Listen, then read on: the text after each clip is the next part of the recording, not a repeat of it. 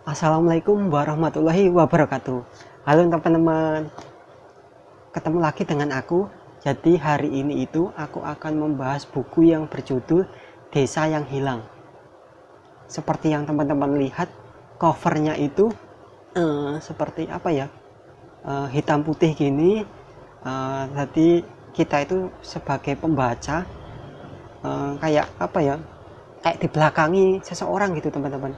Dia itu mau kemana sih orang itu, seperti ke arah kabut, tapi kita itu nggak tahu ke arah kabutnya itu ke arah mana, apakah ke hutan atau ke rumah, kita itu nggak tahu. Itu covernya aja itu sudah bikin kita itu apa ya, berteka-teki lah, punya pikiran berteka-teki dia itu sebenarnya mau kemana gitu. Buku ini adalah karya Rizky Rico teman-teman. Buku ini cukup tebal, saya aja membacanya berapa jam ya tadi pagi membaca sampai siang teman-teman, mungkin 4-5 jam tadi saya baca, cuma dapat seperempat bukunya aja karena yaitu bukunya tebal. Mungkin aku akan lanjutkan ceritanya nanti di konten berikutnya teman-teman. Untuk hari ini mungkin nggak sampai sepenuhnya karena ceritanya itu panjang, dan kalau teman-teman ingin tahu cerita secara detailnya, nanti aku akan kasih di linknya di deskripsi, karena buku ini saya dapatkan di di online teman-teman, di internet. Saya dapatkan di internet, bisa teman-teman baca secara gratis, tapi jangan lupa beli like biar penulisnya itu senang dan selalu selalu membuat buku-buku yang lebih banyak lagi teman-teman, karena cerita ini aja sudah bagus. Jadi pembahasan hari ini adalah tentang misteri, yaitu tentang buku yang berjudul Desa yang Hilang teman-teman. Ya udah, lanjut aja, nggak usah lama-lama. Jadi cerita ini itu diawali dengan si penulis ini namanya kan Rizky Rico, panggilannya Rico teman-teman. Dia itu asli Jambi teman-teman, mahasiswa semester 4 di salah satu universitas di Jakarta.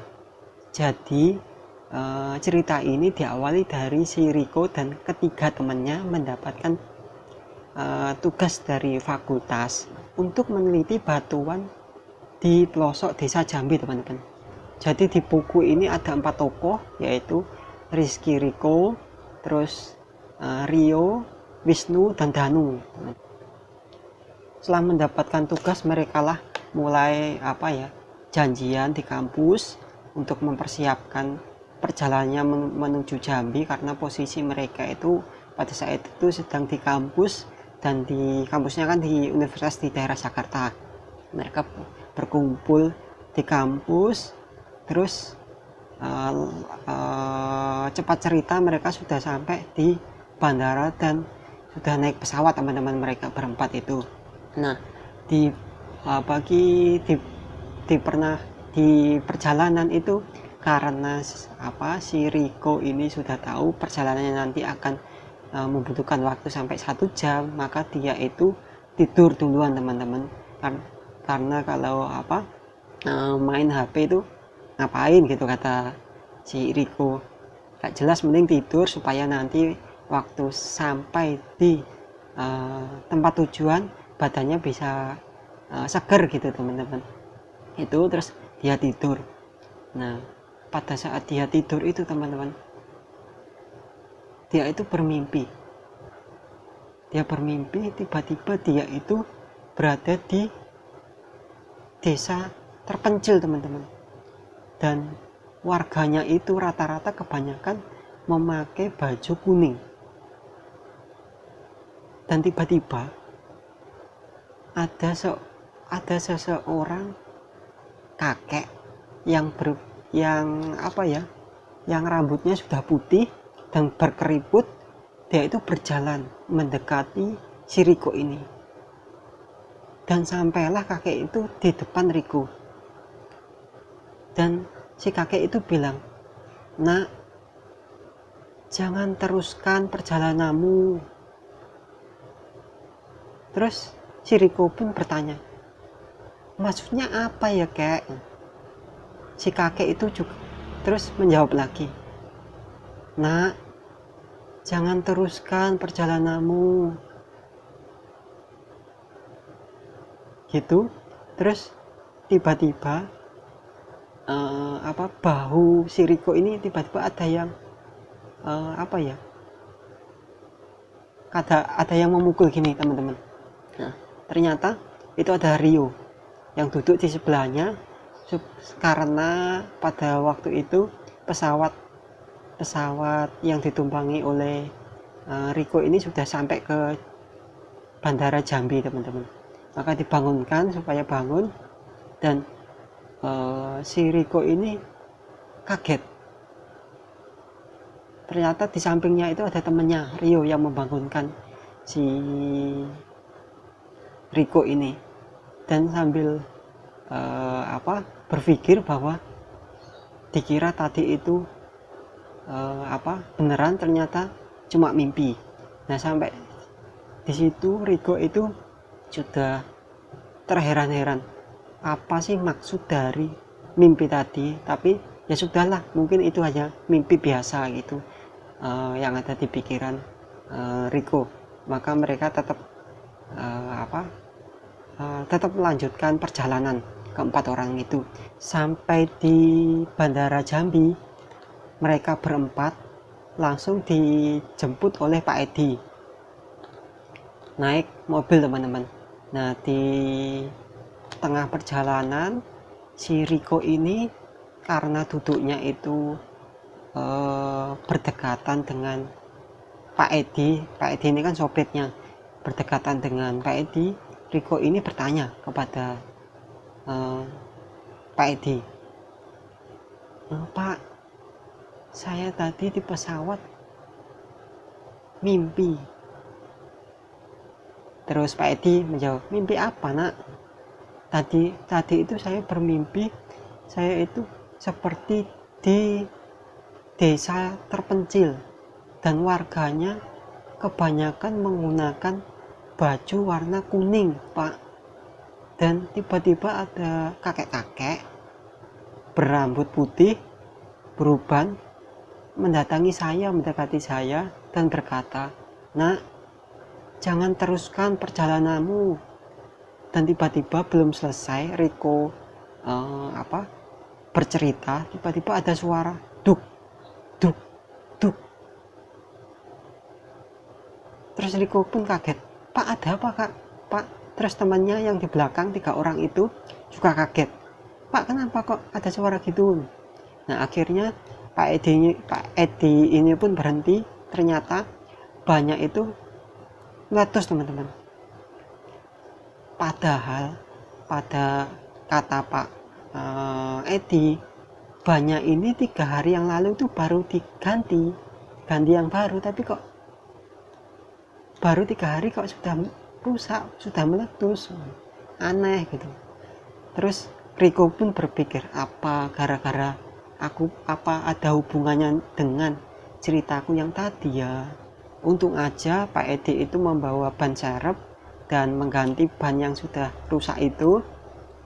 Terus lanjut cerita, yaitu Pak Edi dan teman-teman si Riko ini membantu Pak Edi sampai selesai dan mobil pun sudah bisa dipakai lagi. Habis itu mereka melanjutkanlah perjalanan. Dan waktu itu jam sudah menunjukkan jam 12 siang teman-teman, dan waktunya untuk sholat luhur. Mereka pun mereka berhenti dulu ke masjid dan melaksanakan sholat luhur. Selesai sholat luhur, si Riko ini sudah mulai tenang dengan mimpinya yang tadi. Terus mereka pun melanjutkan perjalanan. Tapi dan si Riko ini pun akhirnya bisa tidur kembali teman-teman. Tapi anehnya mimpi itu terulang kembali teman-teman, dan bahkan lebih parah. Jadi si Riko ini dia itu bermimpi, dia itu berada di tempat yang desa terpencil itu tadi, warganya menggunakan baju kuning rata-rata, dan tiba-tiba ada seorang laki-laki, dia itu berlari teman-teman, berlari berlari mengarah ke kumpulan warga teman-teman, sambil membawa penggalan kepala manusia. Dan kayaknya dia itu baru memenggal, soalnya darahnya itu masih berceceran di tanah teman-teman. Dan dia itu merasa bangga dan senang sekali bisa membawa kepala manusia itu. Dan yang anehnya lagi ya, yang saya itu hampir heran lah sama warganya itu bukan kok malah takut, tapi mereka malah gembira dengan kedatangan si laki-laki itu yang membawa kepala manusia.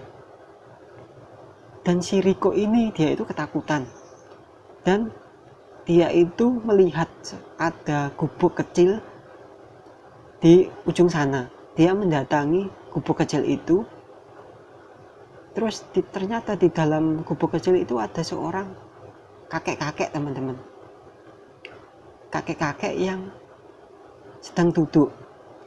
Dia mendekati, terus dia bilang, "Assalamualaikum kek, permisi kakek gitu."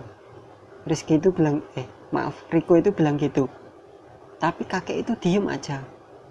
Terus pada saat si kakek ini memalingkan mukanya ke arah Riko, jadi memalingkan mukanya seperti ini teman-teman, seperti ini ke arah Riko, itu yang Riko lihat ternyata wajah si kakek ini penuh darah teman-teman, dan bola matanya itu nggak ada. Terus si Riko ini dia itu teriak sekeras-kerasnya, "Tolong, tolong, tolong." Dan ternyata teriakan itu sampai di dunia nyata teman-teman, sampai di dunia nyata, maksudnya dia itu bermimpi, dia itu tidur sambil teriak bilang, "Tolong, tolong, tolong." Dan akhirnya si Riko ini dibangunin oleh teman-temannya. Dan singkat cerita, karena itu sudah siang, mereka sudah lapar, sama Pak Edi 4 mahasiswa ini diajak makan ke warung Padang teman-teman. Mereka menikmati warung Padang, dan itu pun gratis karena sudah dibiayai oleh fakultas. Mereka makan dengan lahap. Setelah selesai makan, mereka melanjutkan perjalanan. Dan kejadian yang aneh pun terulang teman-teman. Jadi waktu Pak Edi itu sedang menyupir dengan kecepatan 100 km, tiba-tiba tanpa sengaja Pak Edi ini menabrak kucing berwarna hitam teman-teman. Dan akhirnya Pak Edi ini berhenti melihat kondisi kucingnya. Ternyata kucingnya itu kepalanya sudah terlindas oleh mobil sampai hancur teman-teman. Dan akhirnya si Danu, si Rizky dan Wahyu, mereka itu pun mengambil kucing itu dan menguburkan. Setelah dikuburkan, mereka melanjutkanlah perjalanan, walaupun pikiran si Riko ini sebenarnya masih berpikir-pikir dan takut untuk melanjutkan perjalanan, karena apakah ada hubungannya dengan mimpi yang tadi itu. Soalnya mimpinya itu aneh-aneh semenjak melakukan perjalanan mulai dari pesawat sampai tiba di Jambi itu. Dan akhirnya mereka itu sampai di tujuan teman-teman. Mereka itu disambut oleh warga, sampai anak-anak pun juga ikut menyambut mereka dengan senang. Terus di situ juga ada kepala desa. Bapak kepala desanya itu bernama Bapak Sarwo. Setelah bersapa-sapa, mereka itu diantarkan ke penginapan. Mereka diantarkan oleh kepala desa ke penginapan. Setelah sampai di depan penginapan, Pak Eko selaku pengantar dari mahasiswa ini meminta izin untuk pulang, dan Pak Eko ini juga menitipkan mahasiswa ke Bapak kepala desa Pak Sarwo ini teman-teman, supaya si mahasiswa ini bisa menyelesaikan tugas-tugasnya sampai bisa selesai. Dan terus lanjutlah si Pak Edi ini pulang dan Bapak Kepala Desa ini mempersilahkan para mahasiswa untuk masuk ke dalam penginapan. Terus sekalian Bapak Kepala Desa ini berpamitan. Rumahnya ini di Jambi itu kebanyakan kayak rumah panggung gitu teman-teman. Jadi keempat orang mahasiswa ini dia naik ke rumah penginapan itu yang berbentuk panggung itu. Mereka memilih kamarnya masing-masing gitu teman-teman. Terus di dekat toilet atau di dekat kamar mandi itu ternyata ada kamar teman-teman. Ada satu kamar tapi di pintunya itu ada tulisan dilarang masuk gitu teman-teman. Ada tulisan seperti itu. Dan si 4 orang ini bertanya-tanya, ini sebenarnya di dalam ini ada apa, kok kita itu yang bertempat di sini kok nggak boleh masuk di ruangan itu, ada apa sih di dalam ruangan itu. Terus si Rio itu bilang ke teman-teman, ya sudah, kalau kalian penasaran besok aja kita tanya ke Bapak Kepala Desa Pak Sarwo, sebenarnya kenapa sih kok ini pintu ini ditutup dan kita itu nggak boleh masuk dan ada tulisan dilarang masuk, itu kenapa? Atau kalaupun kita nanti nggak bisa ketemu sama Bapak Kepala Desa, tanyalah nanti sama ketua adat, mungkin dia lebih tahu tentang adat seperti ini tuh gimana. Mereka berempat sangat senang sekali bisa menginap di rumah itu sambil bersanda gurau, sambil mengerjakan tugas-tugasnya di ruang tamu. Terus keempat orang ini mereka itu di depan di depan laptopnya masing-masing. Terus pada saat jam 8 malam tiba-tiba Rio ini dia itu bilang, teman-teman, aku tidur duluan ya, sudah ngantuk aku. Terus si Wisnu pun menjawab, aku juga sudah ngantuk. Danu pun juga ikut hutan. Terus gimana Riko, kamu ikut tidur enggak? Enggak, aku nanti aja, aku belum ngantuk gitu. Kalian duluan aja. Ya sudah, mereka 3 orang ini akhirnya mereka tidur duluan. Terus si Riko dalam pikirannya, dalam benaknya bilang, kayaknya gara-gara tadi di pesawat dan di perjalanan aku tidur, makanya sekarang aku belum merasakan ngantuk. Itu kata si Riko. Terus si Riko ini karena dia itu sendirian, maka dia itu menyalakan musik sekeras-kerasnya supaya dia itu tidak takut karena dia itu sendirian. Nah, pada saat jam 00 lebih 00 tiba-tiba si Riko ini mendengarkan suara tes kayak seperti suara air gitu teman-teman, yang jatuh dari keran. Terus si Riko pun terdiam. Terus dia ke dapur, ke arah suara itu tadi, ke arah air itu tadi. Terus dia itu menghampiri, tapi waktu dia nengok di toilet atau di kamar mandi, tidak ada keran yang mengeluarkan air. Terus dari mana? Terus dia itu sempat menengok di pintu yang dilarang dibuka tadi, apakah dari sini? Terus si Riko ini mengetok pintu itu teman-teman. Tok, tok, tok, ada orang. Tok, tok, ada orang nggak di dalam. Terus tiba-tiba terdengar suara ting ting ting. Jadi suaranya itu kayak